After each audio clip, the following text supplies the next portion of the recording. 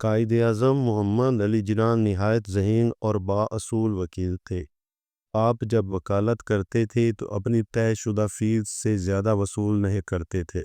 بمبئی کی پریکٹس کے زمانے کا ایک واقعہ ہے کہ ایک دولت مند تاجر ایک مقدمہ لے کے آپ کے پاس آیا اور آپ سے فیس پوچھی۔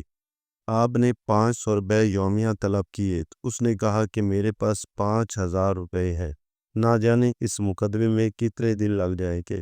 آپ نے اس خدشے کے پیش نظر مقدمہ لینے سے انکار کر دیا کہ یہ نہیں کہا جا سکتا کہ اس کے مقدمے پر کتنا وقت لگے گا۔ بالآخر اس تاجر نے آپ کی شرط پہ آپ کو وکیل کر لیا اور آپ نے مقدمہ صرف 3 دن میں جیت لیا اور صرف 1500 روپے وصول کیے۔ موکل نے بقیہ رقم بھی دینے کی کوشش کی تو آپ نے یہ کہتے ہوئے بقیہ رقم واپس کر دی کہ میں نے اپنی محنت وصول کر لی ہے۔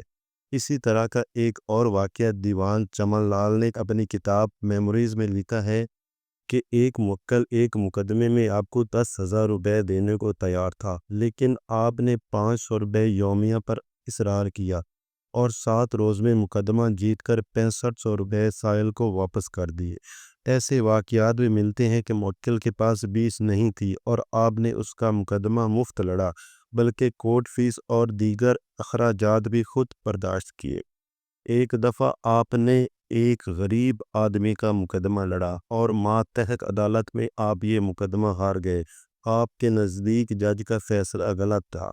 فیصلے کے بعد موکل مایوس ہو گیا، لیکن آپ نے کورٹ فیس وغیرہ اپنے پلے سے ادا کر کے ہائی کورٹ میں اپیل کر دی اور مقدمہ جیت گئے۔